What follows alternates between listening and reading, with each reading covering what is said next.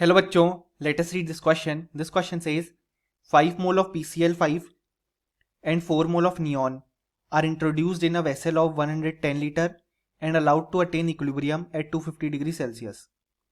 सो कहा गया है कि हमने PCl5 के 5 मोल और नियॉन के 4 मोल लिए हैं और उन्हें इंट्रोड्यूस किया है 110 लीटर के वेसल में और इक्विलिब्रियम अटेन करने दिया है एट 250 डिग्री सेल्सियस.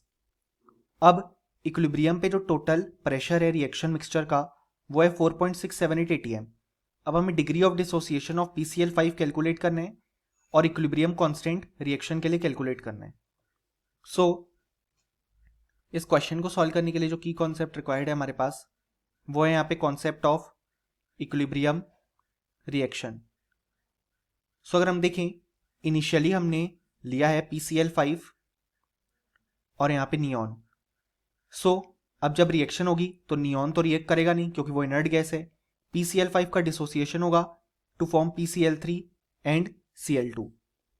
अब इनिशियली यानी कि टाइम इक्वल टू 0 पे 4 मोल्स प्रेजेंट है नियॉन के, 5 मोल्स प्रेजेंट है PCl5 के और PCl3 और Cl2 के 0 मोल्स प्रेजेंट है.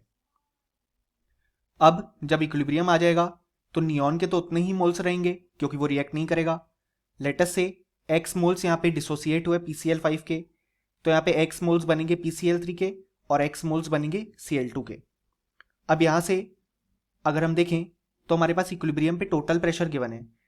तो इक्विलिब्रियम पे जो पूरे रिएक्शन मिक्सचर के लिए हम PV = nRT अप्लाई कर सकते हैं क्योंकि सब गैसेस हैं और जब तक मेंशन नहीं है हम इन्हें आइडियल गैस की तरह ट्रीट करेंगे.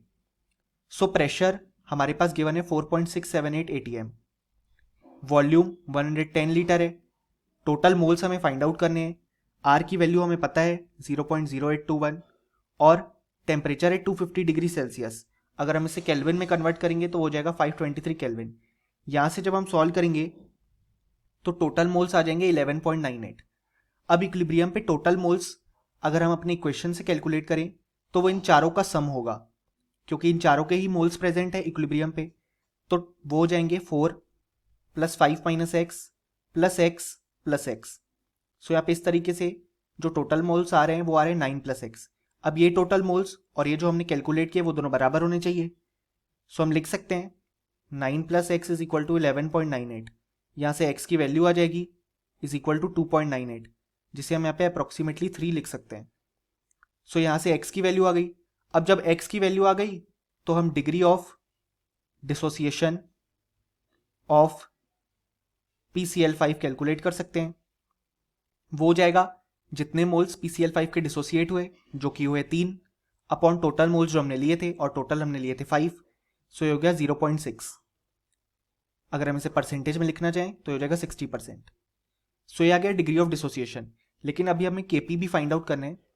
सो Kp होता है हमारे पास यहाँ पे पार्शियल प्रेशर ऑफ PCl3 क्योंकि वो प्रोडक्ट में multiplied by partial pressure of Cl2 divided by partial pressure of PCl5. यहाँ पे नियॉन नहीं आएगा क्योंकि वो रिएक्ट नहीं कर रहा है और यहाँ पे सबके स्टोइकोमेट्रिक कोफिशिएंट 1 है तो पावर भी 1 ही रहेगी. अब यहाँ पे पार्शियल प्रेशर ऑफ PCl3 अगर हम लिखना चाहें तो वो हो जाएगा हमारे पास मोल्स ऑफ PCl3 जो कि है इक्वल टू x और x की वैल्यू अभी हमने फाइंड आउट की है जो कि है 3 के बराबर. सो मोल्स ऑफ PCl3 जो कि है 3 के बराबर अपॉन टोटल मोल्स जो कि हमने 11.98 कैलकुलेट किए multiplied by the total pressure जो कि है 4.678 as given in the question. इस तरीके से हम PCl3 का पार्शियल प्रेशर लिख सकते हैं. सिमिलरली अगर हम Cl2 का पार्शियल प्रेशर लिखना चाहें तो वो भी हो जाएगा मोल्स ऑफ Cl2 जो कि थे x upon total moles multiplied by the total pressure. और अगर हम यहाँ पे लिखना चाहें पार्शियल प्रेशर ऑफ PCl5 तो वो हो जाएगा मोल्स ऑफ PCl5 जो कि हो जाएगा यहाँ पे 5 - x इक्विलिब्रियम पे यानी कि 5 - 3 यानी कि 2 upon total moles 11.98 multiplied by the total pressure 4.678. सो इस तरीके से सबके पार्शियल प्रेशर हमें मिल गए. उन पार्शियल प्रेशर को जब हम इस इक्वेशन में पुट करेंगे तो सॉल्व करने के बाद हमारे पास Kp की वैल्यू मिलेगी हमें 1.75 atm. सो ये था हमारा complete solution. Hope you understood it well. Best of luck.